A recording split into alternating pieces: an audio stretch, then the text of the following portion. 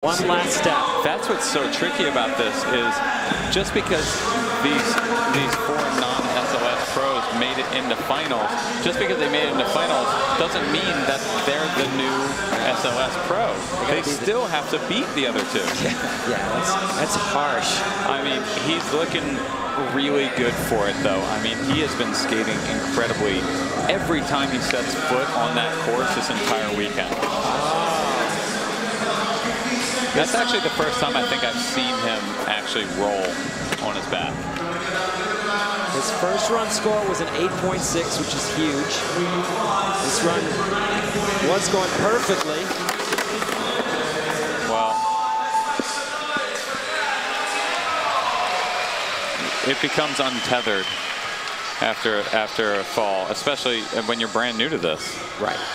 I mean, lots of nerves, but look at the precision he has. I mean, that tray flip lip as the first trick in your line is bananas, and he's done it all weekend. And once again, you can throw away 3 of your final scores. Only 4 count. So I have a very good feeling he's throwing away that 5.1. Yeah, he's going to throw that away. He's going to put down high 8s, maybe 9s later. Best trick. Yeah. All right, Thiago Lemos back in. Run number 2.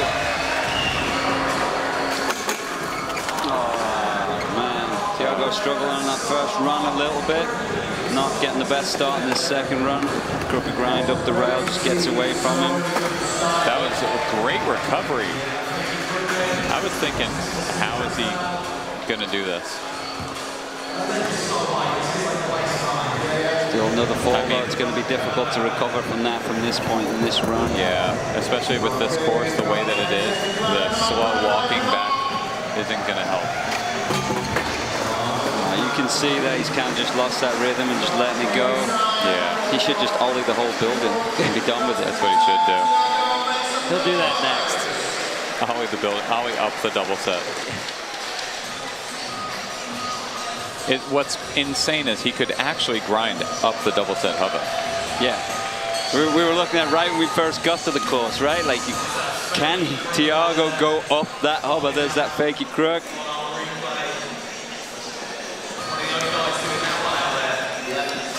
Huge pop. Great attitude, 2.0. Not a great score at all. He's going to need to step it up in the best trick. Stand a chance. Felipe's going to get a good song on. Is it. Run number 2 of 2. You see how he's light-footed, he floats around. That's such a Felipe characteristic. Very smooth too, right? Very smooth, it's very good. Absolutely. Calm, collected. Yeah, you see his feet don't fidget around on his board a bunch. He's pretty precise with that, but very smooth when he gets a trick done. That was rad. So good switchback tail and on a round handrail.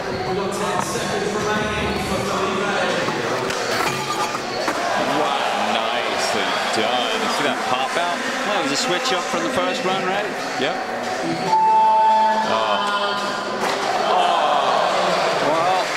It's funny when you pop after the buzzer and mess up, you're stoked.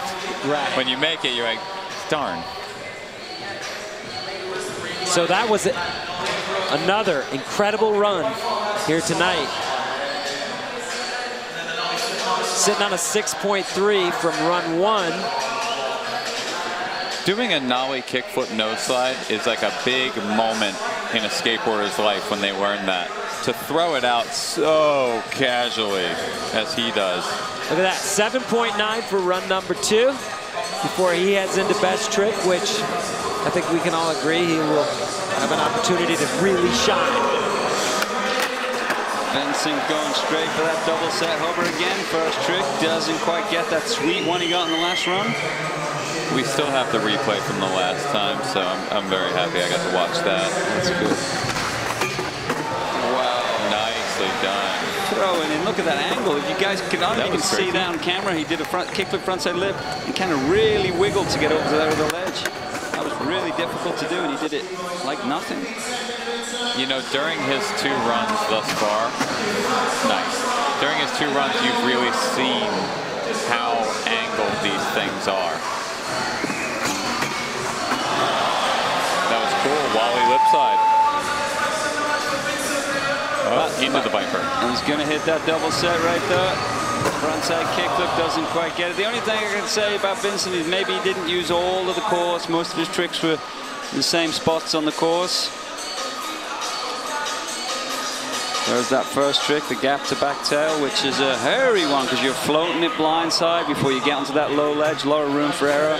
Vincent's a big guy as well, and so that gap to Hubba that he back-tailed doesn't look nearly as big when he does it as it actually is. Good point. Now double set, we know it's long, right? We know it's long too.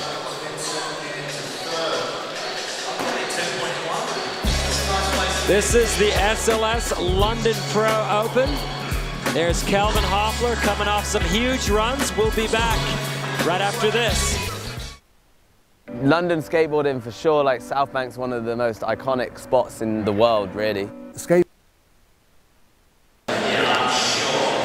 So this course has proved challenging all weekend, but skaters here tonight in the final have stepped up and figured out how to rip it, and this guy's one of them. His first run was a 9.1. This is his run number 2. How's he going to top that one?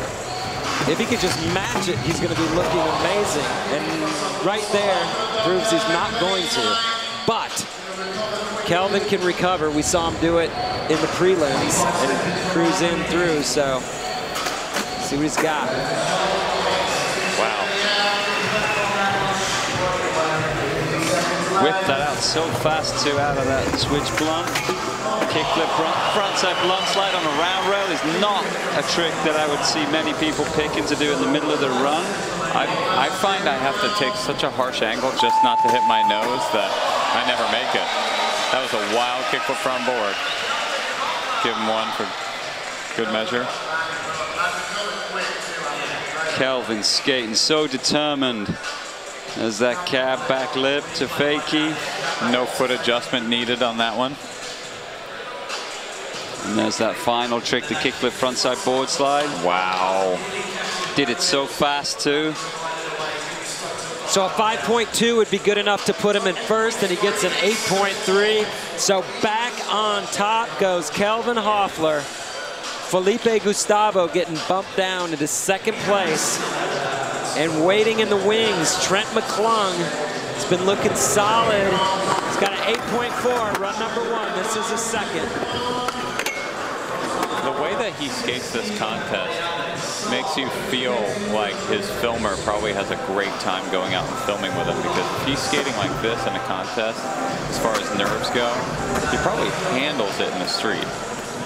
Oh, we know he handles it in the street, right? First tries. You've skated with him a bunch, right? Absolutely. Super technical. Guy too, always surprising with his technical ability as well too.